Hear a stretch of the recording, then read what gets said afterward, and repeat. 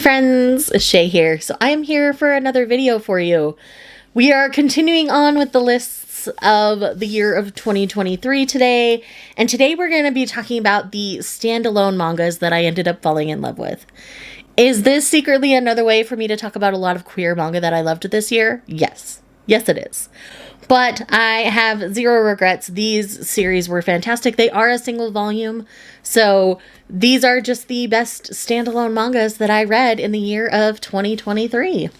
So the first one I have here, it's weird to say I enjoyed, but this is Claudine. Claudine is a story about a trans character and the tragic life that they live. This is not a happy story. This is not a story with a happy ending. But considering when it was written, I do think this is an accurate depiction of what life would have looked like for someone who is trans. And I cried so hard reading Claudine. And Claudine is a story that I have had other people I know who are trans read, and they said this is how it feels, this is how it felt before I transitioned. And it's just done in such a beautiful and stunning way.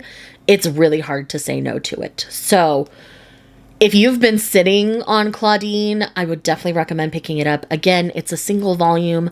I just found it on Amazon because I couldn't order it through my work. So it is accessible. Go ahead and pick up a copy for yourself. It is really, really good. The next one I have here is Love the Answer? This is about a ace main character kind of figuring out their sexuality, a little more about themselves and who they are. And it was done in just a really lovely way. I really ended up enjoying this particular one. We're also dealing with college age characters, which was really nice because I feel like sometimes you only get queer stories about people who are younger. So having this be about someone college age, moving out and figuring out where they live in their community and stuff, I thought it was really well done. And again, I know people who are on the ace spectrum who have read it and absolutely love and adore it. So I do think the representation is accurate. Though I am not ace and I cannot speak for that myself. The people I know who are have said it's really, really good. So take that for what you will. The next one I have here is I Didn't Mean to Fall in Love. So this is a story about a man in his 30s who is still a virgin but gay, going into a gay bar to kind of explore himself a little bit and see if he could meet someone that he would want to share himself with. And he meets a younger guy who is much more sexually active, and it's about them forming a relationship. I think it's really well done. I really enjoyed it. Would definitely recommend checking this one out. Again, it's a single volume, so it's a low commitment. But yeah, I'm very, very excited for more people to explore I Didn't Mean to Fall in Love because one, the art is stunning. Hello.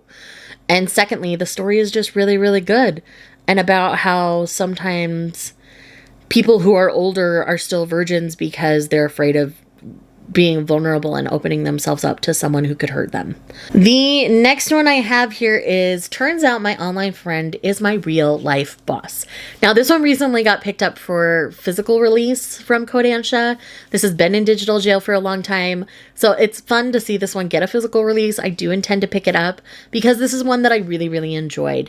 So essentially we have this like normal worker bee guy who kind of lets loose on this video game, and they really end up complaining about their boss quite a bit.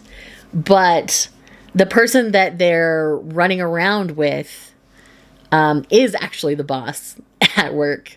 So he's been complaining about it, but the boss knows it's him before he knows it's the boss. And so the boss starts to change his ways and kind of gets feedback from him to see if it's different. And they start to develop into more of a romantic relationship because the boss has a big old crush on him. And that's why he starts to change how he's behaving with him at work. Because he didn't realize he thought he was just being firm and helpful, but instead he was being harsh and cruel, and he didn't understand that. So once he really does actively make changes in how he treats not only the other hero, but how he treats everyone in the office. And it's really, really good. I really liked how this guy wanted to make changes to be someone better for the other hero, and it made me happy. So again, I think this one is really sweet and really cute. I would definitely recommend it, and I'm so excited it's coming out physically because I do intend to own a copy. The next one I have here is Midnight Rain. Now, this is one that I had read on, was it Tapas years ago?